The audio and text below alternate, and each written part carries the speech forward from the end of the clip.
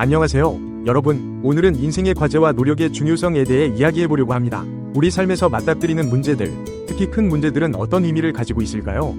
그리고 우리는 이를 어떻게 해결해 나가야 할까요? 함께 알아보겠습니다. 먼저, 우리 삶에서 마주치는 큰 문제들에 대해 생각해봅시다. 여러분, 혹시 자신의 삶에서 감당하기 힘든 큰 문제를 만난 적이 있으신가요? 그럴 때 우리는 종종, 왜 하필 나에게 이런 일이 생기는 걸까? 라고 생각하게 됩니다.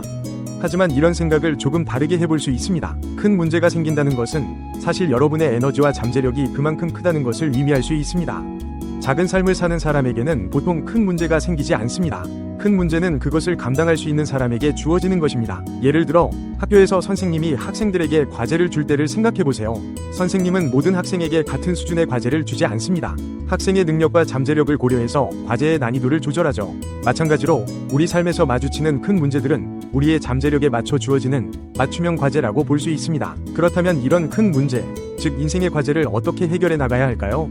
여기서 중요한 것이 바로 노력입니다. 하지만 이 노력이라는 것이 우리가 일반적으로 생각하는 것과는 조금 다를 수 있습니다. 많은 사람들이 문제 해결을 위해 직접적으로 답을 찾으려고 합니다. 하지만 때로는 그것이 가장 좋은 방법이 아닐 수 있습니다. 진정한 노력은 때로 우리가 생각하지 못한 곳에서 이루어집니다. 예를 들어 스승을 찾아가 가르침을 구하는 상황을 생각해봅시다. 스승은 여러분에게 직접적인 답을 주는 대신 마당을 쓸어라 또는 물을 기르어라 와 같은 시민이 무관한 일을 시킬 수 있습니다.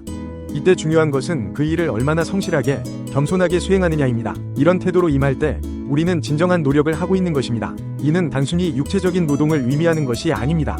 그것은 우리의 자아, 우리의 자존심을 내려놓고 주어진 일에 온전히 집중하는 것을 의미합니다. 이러한 노력은 우리를 진정한 깨달음으로 이끌 수 있습니다.